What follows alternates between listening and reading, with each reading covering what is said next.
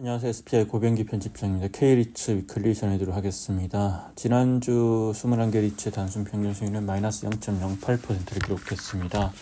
3주 연속 상승세를 이어가다가 다시 한번 소폭 하락을 했는데요. 지난주 같은 경우에는 이제 연휴 등으로 인해서 증시가 3일밖에 열리지 않았죠. 다만 이제 상장 리츠 업계 전체적으로 보면 이벤트, 굵직굵직한 이벤트들이 상당히 많았습니다. 우선 최근 이지스밸류 리츠와 이지스레전스 리츠를 운용하는 이지스자산운용이 앞으로 상장 리츠를 전담할 인력을 새로 영입을 했고요. 이 삼성증권 출신의 리츠 전문가를 영입했는데 이와 관련해서는 또 이따가 좀 더 자세히 전해드리도록 하겠습니다.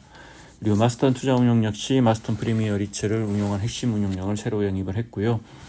아울러 ESR 캔달스퀘어 리츠 같은 경우에는 신규 자산 편입 소식이 있었고, 그리고 3년 반 만에 처음으로 유상증자를 추진한다고 밝혔습니다. 이외에도 올해 이제 리츠 시장의 새로운 얼굴이 될 것으로 보이는 대신 밸류 리츠의 공모 청약 및 상장 일정도 나왔고요. 자세한 내용들은 다시 한번 전해드리도록 하겠습니다. 지난주 시장에서 주목했던 거시 이벤트는 미국 연방준비제도 이사회의 연방공개시장위원회 FOMC 회의가 있었고요. 이 FOMC 회의에서는 시장 예상대로 기준금리를 4.25에서 4.5%로 동결을 했고요. 이로써 연준은 세 차례 연속으로 기준금리를 동결했고, 도널드 트럼프 대통령의 관세 정책으로 인해서 경제 불확실성이 정대된 상황을 반영한 결정으로 풀이됩니다. 제롬 파월 의장은 FOMC 이후에 가진 기자간담회에서 관세가 경제에 미치는 영향이 여전히 불확실하다고 밝혔고, 완전 고용과 물가 안정이라는 양대 목표 달성이 더 어려워질 수 있다, 이렇게 설명을 했는데요. 특히 이제 이번 FOMC 같은 경우는 트럼프 대통령의 상호 관세가 발효된 이후에 처음으로 열린 FOMC인 만큼 연준은 당분간은 관세 정책의 효과와 글로벌 무역 협상 추이를 지켜볼 방침이라고 밝혔습니다. 전반적으로 시장에서는 이제 연준의 금리 인하 시점을 7월 이후로 예상을 하고 있는데요. 그리고 이번 주 시장에서 좀 주목해서 살펴볼 지표들은 미국의 물가 지표와 소매 판매 지표가 있습니다. 이번 주에는 4월 미국의 소비자 물가 지수와 공급자 물가 지수가 발표되고, 또 4월 소매 판매도 발표될 예정입니다. 아울러 파월 의장과 이 파월 의장 외에도 여러 연준 고위 인사들의 발언도 대거 예정되어 있기 때문에 주목해서 볼 필요가 있을 것 같습니다. 개별 리츠 소식을 전해드리겠습니다. 지난주에는 전체 21개 리츠 중에서 14개 리츠가 하락하고 5개 리츠가 상승했는데요. 가장 큰 폭으로 내린 리츠는 SK 리츠로 한 주 동안 1.7% 내렸고, 그 외 신한 알파 리츠와 롯데 리츠가 1% 내외로 하락하면서 하락폭이 컸습니다. 이들 리츠들은 모두 상장 리츠 중에서 시가총액 5위 안에 드는 대형 종목들인데, 대체로 외국인들의 매도세가 이어지면서 주가가 내렸습니다. 반면 한 주 동안 상승세를 보인 리츠로는 이지스레전스 리츠, NH프라임 리츠, 쿠란쿠 더원 리츠, 삼성 FN 리츠 등이 1% 이상 상승하면서 비교적 큰 상승폭을 보였습니다. 네, 지난주 아마 시장에서 가장 크게 이제 이슈가 됐던 소식 중에 하나는 이제 ESR 캔달스퀘어 리츠의 유상증자 소식입니다. ESR 캔달스퀘어 리츠는 3년 반 만에 유상증자를 추진하고 있고요. 이번에 유상증자를 추진하는 배경은 신규로 편입하는 천안 물류센터를 인수하고 또 재무구조를 개선하기 위한 목적입니다. 이를 위해서 ESR 캔달스퀘어 리츠는 지난 9일에 이사회 결의를 통해서 약 1,500억 원의 규모의 유상증자를 추진한다고 이렇게 밝혔고요. 일단 예정 발행가는 4,575원이고 구주 청약일은 7월 3일부터 4일까지입니다. 이번에 이제 ESR 캔달스퀘어 리츠는 유증을 통해 조달한 자금을 활용해서 천안 물류센터 인수에 약 940억 원을 쓰고, 그리고 대출 상환에 약 465억 원을 쓸 예정이고, 그 외 거래 비용 및 예비비로 100억 원 정도를 남겨둘 예정입니다. 일단 가장 큰 목적은 이제 신규 자산 편입인데, ESR 캔달스퀘어 리츠 같은 경우에는 이제 연초부터 올해는 스폰스 자산을 이렇게 4년 만에 적극적으로 인수하겠다 이렇게 밝힌 사항이고, 또 이번에 이제 인수를 하는 천안 물류센터 같은 경우에는 예전부터 이제 ESR 캔달스퀘어 리츠가 계속해서 편입하려고 했던 자산이긴 합니다. 다만 이제 리츠 시장이 악화되고 물류센터 시장도 이렇게 안 좋아지면서 계속해서 인수가 연기되어 왔던 이런 자산이고요. 이 물류센터 자체는 이제 오래된 물류센터이긴 하지만 일단 쿠팡이 2029년 말까지 100% 사용하는 상온 물류 창고이고, 그리고 상당히 이렇게 이제 단층의 어떤 넓은 물류 창고인데, 한국 지형에서는 보기 드문 물류 창고이고 또 이렇게 여러 가지 물류 창고 형태상 이제 이런 이제 트럭도 이제 접근성도 상당히 좋은 그런 센터이기 때문에 상당히 이제 쿠팡 입장에서 전략적으로 중요한 센터다 이런 평가가 나온 자산이고요. 그리고 이제 ESR 캔달스퀘어 리츠가 이번에 유상증자를 하고 또 이 자산을 인수하면서 이 천안 물류센터를 풀 에쿼티로 인수하는 전략을 취하고 있는데요. 대출 안 씁니다. 그렇게 하는 이유는 향후에 또 이제 레버리지를 일으킬 수 있는 여력을 남겨둬서 또 우량한 스폰서 자산을 추가로 편입하기 위한 그런 목적이고요. 또 추가로 편입할 때 유상증자 없이도 편입하기 위한 그런 목적으로 추진한다고 보면 될 것 같습니다.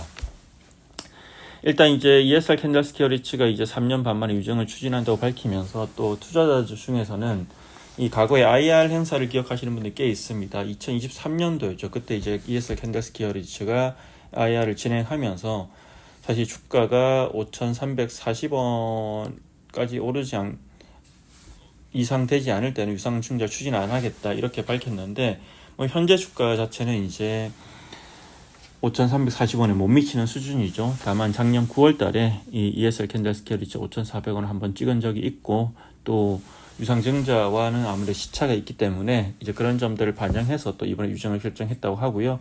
어쨌든 이제 ESR 캔달스퀘어 리츠는 이제 유상증자에 대한 리츠 시장 투자자들의 어떤 이런 부정적인 인식을 알고 있기 때문에 기존 주주든 신규 주주든 뭐 수익에 어떤 긍정적인 영향을 미치는 방향으로 최대한 추진하겠다 이렇게 이제 밝히고 있습니다.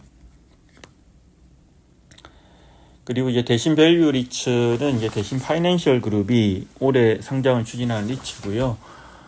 대신 파이낸셜 그룹의 첫 상장 리츠죠. 상장 리츠이고 이제 지난 3월 달에 이제 프리 IP를 다 마무리했고 그리고 최근에 이제 공모 청약 일정과 상장 일정이 나왔는데요. 일단 오는 6월 23일부터 24일 양일간에 걸쳐서 공모 청약 실시하고 7월 10일에 상장할 계획입니다. 이번에 조달한 자금은 965억 원이고요. 대신 밸류 리츠 같은 경우에는 기초자산은 서울 도심 을지로에 위치한 오피스 빌딩 대심 343입니다. 대신 프로퍼티가 트리플 넷 리스로 10년간 마스터 리스하고 있는 자산이고 대신 파이낸셜 그룹 계열사들이 다 쓰고 있습니다. 일단 배당 주기는 이제 2월, 5월, 8월, 11월 결산 기준으로 해서 분기 배당을 할 예정이고요. 7년 평균 배당 수익률은 6.35%를 목표로 하고 있는 그런 리츠입니다. 네, 그리고 대신 파이낸셜 그룹은 대신 밸류 리츠에 이어서 하반기에는 또 대신 글로벌 리츠, 일본의 오피스와 임대주택을 담은 리츠죠. 대신 글로벌 리츠를 상장할 계획을 세워두고 있고요. 그리고 이지스 자산운용과 이제 그러니까 마스턴 투자운용은 이 상장 리츠 운용력이 새로 이렇게 바뀌고 영입되는 그런 사례가 있기 때문에 좀 소개를 해드리겠습니다. 이지스 자산운용 같은 경우에는 이제 SPI에서 지난 3월 달에 한번 살짝 소개해드린 적이 있는데 삼성증권 출신의 윤주원 상무를 이번에 상장 리츠 파트장으로 영입을 했고 지난 3월에 확정이 됐고 5월 초부터 이렇게 출근을 하고 있습니다.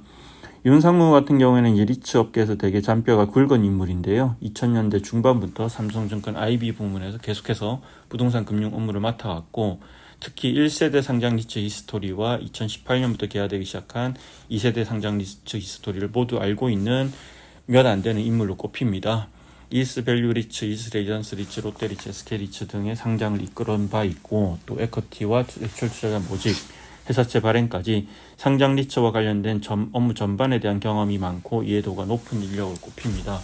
특히 이스 밸류 리츠와 이스 레이전스 리츠의 카운터파트로 계속해서 일을 했기 때문에 이스가 운영하는 상장 리츠에 대한 이해도도 상당히 높은 편이고요. 이 조한석 이지스 리츠 부문 대표와도 상당히 오랫동안 호흡을 맞춰온 인연이 있고 또 조한석 리츠 부문 대표가 최근 이지스 자산운용 조직 개편을 통해서 상장 리츠뿐만 아니라 전체 리츠 부문을 이끌게 되면서 이제 좀 더 이렇게 상장 리츠에 집중해서 일을 할 수 있는 인력이 필요했고 그런 인력을 영입했고 시장에서는 전반적으로 좋은 인력을 영입했다는 평가가 많이 나오고 있습니다. 그리고 이제 마스턴 프리미어 리츠 관련 소식인데요. 마스턴 프리미어 리츠 같은 경우에는 이제 기존의 어떤 핵심 운용력들이 있었지만 이제 조영민 마스턴 부대표 같은 경우 작년에 이제 해외 부동산 부문으로 이제 옮기면서 또 이렇게 공백이 생긴 상태고 올 초에 이제 KT투자운용 출신의 이동준 대표를 리츠 부문 대표로 영입을 했지만, 이 이동준 대표님 같은 경우에는 이제 대부분 이제 개발 사업가 이런 쪽에 이제 많은 이 업무 경험을 갖고 있기 때문에 상장 리츠에 대해서는 다소 경험이 부족합니다. 그래서 이제 마스턴에서도 마스턴 프리미어 리츠를 전담할 인력이 필요하다는 생각을 했었고, 오랫동안 이 인력을 찾아왔습니다. 사실 이제 마스턴 프리미어 리츠가 현재 주가가 상당히 이제 저조한 흐름을 보이고 있기 때문에 좋은 인력을 영입하기가 만만한 쉬운 사항은 아니죠. 어쨌든 이제 이번에 새로운 인력을 영입하게 됐는데, 상장 리츠 운영 경험이 풍부한 인력을 영입을 했습니다. 이번에 이제 마스턴 프리미어 리츠를 맡길 핵심 운영력으로 영입한 인력은 한화자산운용 출신의 리츠 사업본부장 출신의 최원본부장이고요. 최 본부장 같은 경우에는 한화자산운용에서 지난 2023년부터 올해 초까지 약 1년 7개월 동안 한화리츠를 운용을 했고요. 네, 그런 경험이 있기 때문에 상장 리츠에 대한 이해도는 이제 어느 정도 있는 인력이라고 볼 수 있습니다. 네, 어쨌든 마스턴 프리미어 리츠는 지난 한 해 상당히 이제 많은 이제 우여곡절이 있었고, 또 투자자들로부터 많은 이제 원성을 사기도 했는데, 올해 이제 새로운 리츠 투자 본부장을 영입해서 어떤 모습을 보여줄지 좀 지켜볼 필요가 있어 보입니다. 그리고 지난주 마스턴 프리미어 리츠 같은 경우에는 이제 제 10기 주당 배당금을 61원 지급한다고 공시를 했는데요. 전년 동기 대비해서는 29.1% 감소한 수준이고, 또 전기 대비로는 38.6% 정도 늘어난 수준입니다. 마지막으로 SK리츠 얘기를 해보겠습니다. SK리츠가 이제 지난 8일에 공시를 했습니다. 채무 상환을 위해서 1,500억 원 규모의 회사채를 발행한다고 공시를 했는데요. 이를 위해서 오는 13일 수요 예측을 진행할 예정이고, 발행 예정일은 오는 20일입니다. 이번에 발행하는 회사채는 2년물 700억 그리고 3년물 800억 포함해서 1,500억 원 규모인데요. 수요 예측 결과에 따라서 최대 2,500억 원까지 증액할 가능성도 있습니다. 일단 이번에 이제 발행한 회사채 발행을 통해서는 이제 기존 이 채무를 상환할 계획이고요. 지난 2월에 발행했던 이 회사채 발행 같은 경우에는 상당히 분위기가 좋았는데, 또 최근 회사채 시장의 분위기가 금리 인하로 인해서 약간 달라지고 있는 상황이기 때문에 결과는 좀 지켜볼 필요 있어 보입니다. 이상으로 이번 주 K리츠 위클리 전해드렸는데요. 지난주 같은 경우는 이제 리츠 시장, 그러니까 증시 자체가 3일밖에 열리지 않아서 이제 리츠 시장이 어떤 많은 변화는 없었지만, 이 상장 리츠를 운용하는 리츠 AMC 그리고 리츠 업계의 변화는 상당히 많은 한 주였고, 이런 점들이 또 나중에 상장 리츠의 어떤 퍼포먼스에 큰 영향을 줄 수 있기 때문에 예의주시해서 지켜볼 필요가 있어 보입니다. 이상으로 K리츠 위클리 전해드렸습니다. 고맙습니다.